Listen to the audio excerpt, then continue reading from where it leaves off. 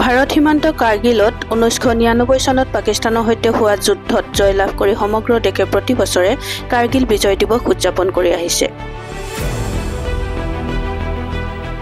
সমগ্ৰ দেশৰ লগতে আজি গোলাঘাট জিলাৰ খুমটাইতো বিগত বৰ্ষবিলাকৰ দৰে এইবাৰো কাৰ্গিল শ্বহীদ কেপ্টেইন জিন্তু গগৈ সমাধি ক্ষেত্ৰত জাচিংফা লেখিকা সমাৰোহ সমিতি আৰু পৰিয়ালবৰ্গৰ সহযোগত দিনজোৰা কাৰ্যক্ৰমণিকাৰে 26 সংখ্যক কাৰ্গিল বিজয় দিৱস উদযাপন কৰে। বিজয় দিৱসৰ পুৱা ৰাষ্ট্ৰীয় পতাকা উত্তোলন কৰে বীৰ শ্বহীদ কেপ্টেইন জিন্তু গগৈৰ পিতৃ তথা প্ৰাক্তন বায়ু সেনাৰ বিষয়া ঠগিৰাম গগৈয়ে। খুমটাই সমষ্টিৰ বিধায়ক মৃণাল শইকীয়াই বীৰ শ্বহীদগৰাকীৰ সমাধিত স্মৃতি তৰ্পণ কৰে। আৰু এই কাৰ্গিল বিজয় দিৱসত আমি যিসকলে আমাৰ দেশ মাতৃৰ কাৰণে নিজৰ জীৱন ত্যাগ কৰি তেওঁলোকক শ্ৰদ্ধাৰে আমি স্মৰণ কৰোঁ, শ্ৰদ্ধাঞ্জলি অৰ্পণ কৰোঁ। আৰু আমাৰ গৌৰৱৰ বিষয় তথা দুখৰো বিষয় যে আমাৰ খুমটাই সমষ্টিৰ কেপ্টেইন জিন্তু গগৈ ডাঙৰীয়াই খুব কম বয়সতে দেশৰ কাৰণে প্ৰাণ আহুতি দিলে। আজি জাচিংফা নামৰ স্বেচ্ছাসেৱী সংগঠনটোৱে এই কাৰ্গিল বিজয় দিৱস পাতিছিলে, অনুষ্ঠিত কৰিছিলে আৰু প্ৰত্যেক বছৰে তেখেতসকলে কৰে। মই প্ৰত্যেকবাৰে আহোঁ। আজি সেই শ্বহীদগৰাকীৰ শ্ৰীচৰণত আমি আমাৰ প্ৰণিপাত দিওঁ। মই এইবাৰ আচলতে প্ৰত্যেকবাৰে জিলাৰ পৰা আহে, কিন্তু এইবাৰ জিলা প্ৰশাসনবিলাকে আমাৰ গোলাঘাট জিলা প্ৰশাসনেও এখন কাৰ্গিল যুদ্ধ কৰি আছে, নেগেৰিবিল আৰু উৰিয়ামুঠত। সেইকাৰণে তেখেতসকলে আহিব নোৱাৰিলে। এইটো এটা বৰ গৌৰৱৰ দিন আমাৰ কাৰণে। 26 জুলাইটো আমি প্ৰত্যেক বছৰে মানি আহিছোঁ কাৰ্গিল বিজয় দিৱস হিচাপে। আজি এই দিনটোতেই ভাৰতে 99ত যি অখণ্ডতাৰ কাৰণে যুঁজিছিলে সকলো সৈন্যই, তেওঁলোকে আজি 26 জুলাইটোত বিজয় সাব্যস্ত কৰিছিলে। আৰু এই দিনটো সেইকাৰণে প্ৰত্যেক বছৰে কাৰ্গিল বিজয় দিৱস হিচাপে মানি আহিছোঁ। আৰু আমি অত্যন্ত গৌৰৱবোধ কৰিছোঁ আজি ইয়াত যে ৰাতিপুৱাই আমাৰ প্ৰাক্তন সৈনিকসকল আহিলে, গোলাঘাট জিলা সৈনিক বৰ্ডৰ পৰা আহিছে তেখেতসকল, আৰু বিধায়ক মৃণাল শইকীয়াও তেখেত আহিলে, আৰু আমাৰ ইয়াত জাচিংফা লেখিকা সমাৰোহসমূহ বিষয়ববীয়াসকলে তেওঁলোকে যোগদান কৰিছে, গাঁৱৰ ৰাইজেও যোগদান কৰিছে। আমি এই দিনটো আজি বহুতৰে আমি স্মৰণ কৰিছোঁ। আচলতে এইটো কথা আমি পৰিয়ালবৰ্গ হৈ পেলাই একো ক'ব নোৱাৰিম তেখেতসকলে কি ভাবিছে, কি কৰিছে। তেখেতসকলে ভাগ লোৱালে ভাল আছিলে আমাৰ এইবিলাকত। এইবিলাক আচলতে আমি নিমন্ত্ৰণ কৰিব নালাগে, তেখেতসকলে নিজে আগভাগ ল'ব লাগে।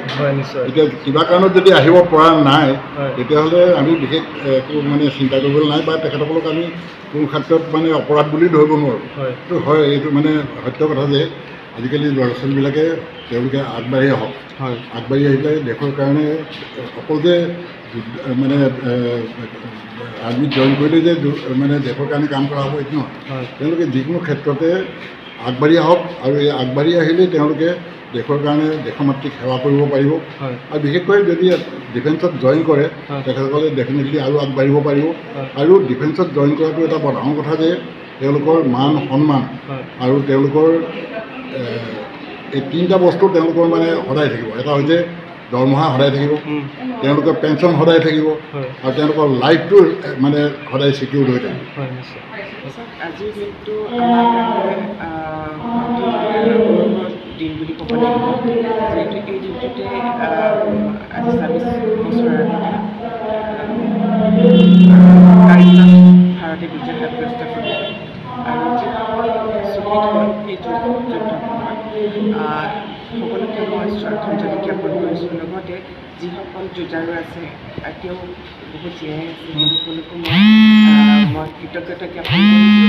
লগতে পৰিয়ালসকলে যিসকলৰ শ্বহীদ হৈছে বা যিসকলৰ যুঁজাৰুৰ পৰিয়াল এতিয়া আমাৰ মাজত আছে, তেওঁলোককো বীৰ সন্তান জন্ম দিয়াৰ কাৰণে ধন্যবাদ তথা কৃতজ্ঞতা জ্ঞাপন কৰিছোঁ, যাৰ ত্যাগৰ ফলত আজি আমি স্বাধীন ভাৰতত গৰ্বেৰে আমি জীয়াই আছোঁ। আজি এটা সুন্দৰ পৰিৱেশত আমি জীয়াই থাকিব পাৰিছোঁ তেওঁলোকৰ ত্যাগৰ বিনিময়ত।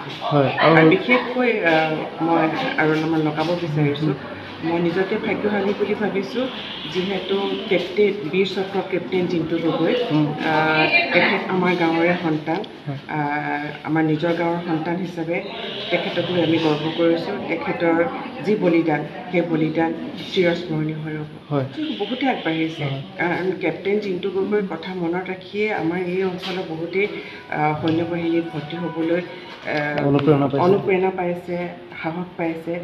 আৰু আগত অনাগত দিনসমূহতো আমাৰ নতুন প্ৰজন্মৰ এনেকুৱা এজন বীৰ হ'ম বুলি চকুৰ আগত লক্ষ্য ৰাখিয়ে নিজকে প্ৰস্তুত কৰিছে, গতিকে ভাল লাগিছে। তেওঁক আমি মানে স্মৰণ কৰোঁ, তেওঁ দেশৰ কাৰণে যে নিজৰ জীৱন ত্যাগ কৰিলে, সেইটো কাৰণে আমি অত্যন্ত সুখী হৈছোঁ। যদিও এটা ল'ৰা আছে, তেওঁ যে দেশখনক ইমান ভাল পায়, আমাতকৈ তেওঁ দেশক বেছি ভাল পাইছিলে, সেইকাৰণে তেওঁ দেশৰ কাৰণে প্ৰাণ আহুতি দিলে। আৰু আমি কি ক'ব পাৰোঁ, এতিয়া যিবিলাক যুৱক উঠি আহিছে, তেওঁলোকে যাতে আমাৰ বেটাৰ কথাবিলাক মানি চলে আৰু আমাকো কেতিয়াবা লগ কৰি কথা বতৰাবিলাক সুধিবলৈ আহে, তেতিয়াহ'লে আমি তেওঁলোকক ভালদৰে আমি ক'ব পাৰিম কেনেদৰে আগবাঢ়ি যাব পাৰিম। গোলাঘাটৰ পৰা পল্লৱিকা বৰুৱাৰ ৰিপৰ্ট, সময় অসম।